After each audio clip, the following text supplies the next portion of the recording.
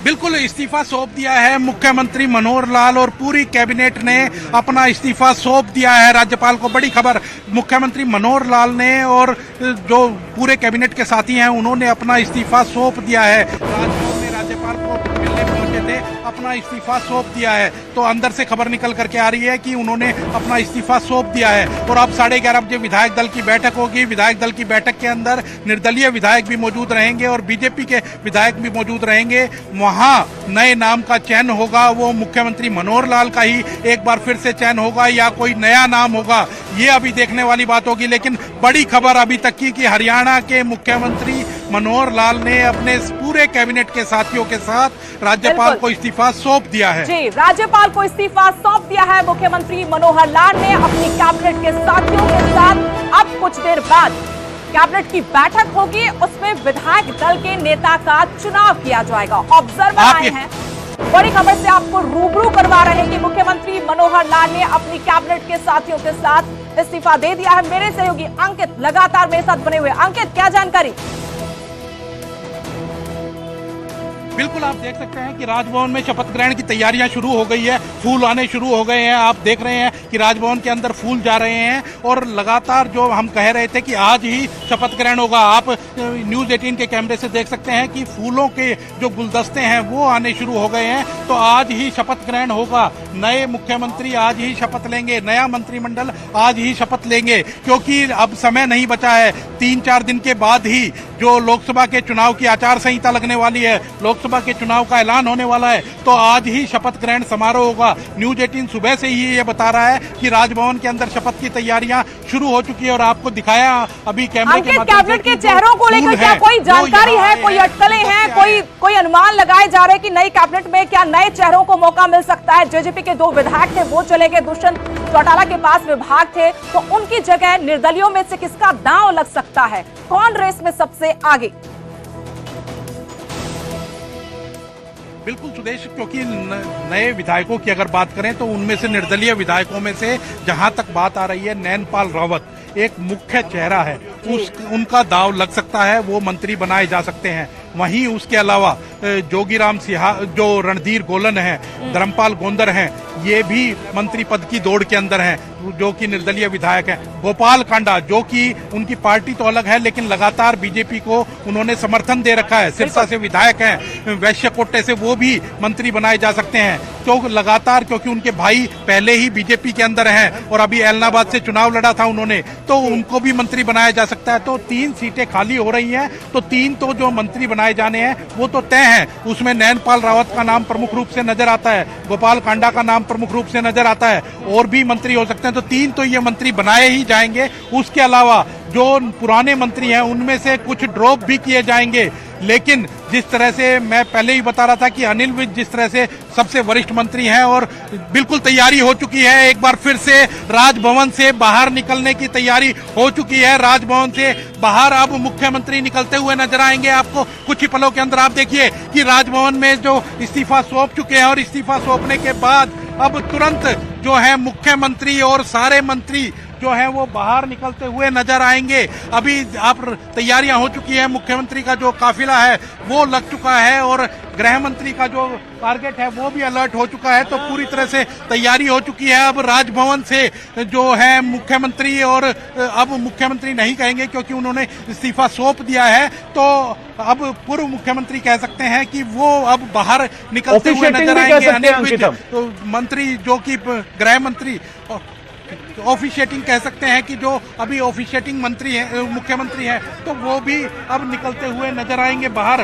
तो कहीं ना कहीं एक बड़ा जो उलटफेर, बड़ा एक कह सकते हैं कि हरियाणा की राजनीति में धमाका वो अभी हुआ है। और आप देख सकते हैं कि राजभवन का गेट खुल गया है, राजभवन का गेट खुल गया है और लगातार अब आप देख रहे हैं न्यूज़ 18 के कैमरे से एक्सक्लूसिव विजुअल्स आप देख रहे हैं कि अब लगातार जो है वो काफिला बाहर निकलता हुआ नजर आएगा। वो अभी मुख्यमंत्री अब उन्हीं गाड़ियों में निकलते हैं। सवाल ये है 2019 के विधानसभा चुनाव में, अंकित 2019 के विधानसभा चुनाव में कैबिनेट के ज्यादातर बड़े चेहरे हार गए थे, घर बैठा दिया था लोगों ने। क्या 2024 के चुनाव से पहले भी ऐसा ही लगने लगा था, इसीलिए कैबिनेट से इस्तीफा दिला दिया गया और नए चेहरों को शामिल करने की तैयारी है? बिल्कुल कहा जा सकता है, लेकिन जिस तरह से बीजेपी प्रयोग करती है, गुजरात के अंदर जिस तरह से प्रयोग किया गया था कि पूरी की पूरी कैबिनेट का इस्तीफा ले लिया गया था, मुख्यमंत्री को हटा दिया गया था और नए जो मुख्यमंत्री बना दिए गए थे, नई कैबिनेट आ गई थी, वैसा ही कुछ हरियाणा के अंदर भी होता हुआ दिख रहा है। और वो भी लोकसभा चुनाव से ऐन पहले कहीं ना कहीं बीजेपी को भी, जो भारतीय जनता पार्टी की सरकार है हरियाणा के अंदर, उसको लग रहा था कि अब एंटी इनकम्बेंसी जो है वो कहीं ना कहीं हावी है, तो इसलिए तो ये कुल होता हुआ मिलाकर नजर कई आ रहा तरीके है। से सर्जरी की गई है, डैमेज कंट्रोल करने की कोशिश की गई है लोकसभा चुनाव के बहाने। बड़ा अपडेट एक बार फिर से दर्शकों को बता दें कि राज्यपाल को इस्तीफा सौंपा जा चुका है। मुख्यमंत्री मनोहर लाल ने अपने मंत्रिमंडल के साथियों के साथ इस्तीफा सौंप दिया है। कुछ देर बाद कैबिनेट की बैठक होगी, वहां पर विधायक दल के नेता का नाम तय होगा। ऑब्जर्वर आ चुके हैं और मेरे सहयोगी गगनदीप भी हमारे साथ जुड़ चुके हैं। एक बड़ा उठापटक कह सकते हैं हरियाणा की सियासत में, ये भूचाल कहेंगे या फिर डैमेज कंट्रोल की तहत एक बड़ा कदम बीजेपी ने उठा लिया। देखिए सुदेश, इसको दोनों तरीके से समझना होगा। हरियाणा की राजनीति ऐसी है, इस राजभवन ने वो दौर भी देखा है जब देवीलाल इंतजार करते रह गए थे और भजनलाल सरकार बना गए थे, तमाम बहुमत होते हुए भी। लेकिन आज जो होने जा रहा है ये अपने आप में ऐसा, बीते कुछ सालों में अगर बहुत लंबे वक्त में कहे तो पहली बार ऐसा हो रहा है कि बिल्कुल चुनावी वर्ष में आकर वो पूरी की पूरी कैबिनेट एकदम से जारी है, सीएम की अगुवाई में इस्तीफा दे दे अचानक से, और वो भी तब। आप टाइमिंग देखिए, कल प्रधानमंत्री गुरुग्राम पहुंचते हैं, द्वारका एक्सप्रेसवे का उद्घाटन करते हैं, हरियाणा में किए गए विकास कार्य गिनाए जाते हैं, और विकास कार्य गिनाए जाने के बाद इस पूरे सिनेरियो में जब आज का दिन शुरू होता है तो आज उन्हीं के साथ जो मुख्यमंत्री कल बैठे थे, डिप्टी सीएम कल बैठे थे, आज और कल के बीच में, कल शाम से लेकर अब तक डिप्टी सीएम अनाउंस कर देते हैं कि हम अपना समर्थन वापस ले रहे हैं, जेजेपी अपना समर्थन वापस लेने का ऐलान कर देती है, मुख्यमंत्री कहते हैं कि मैं कैबिनेट के साथ जा रहा हूं इस्तीफा देने के लिए।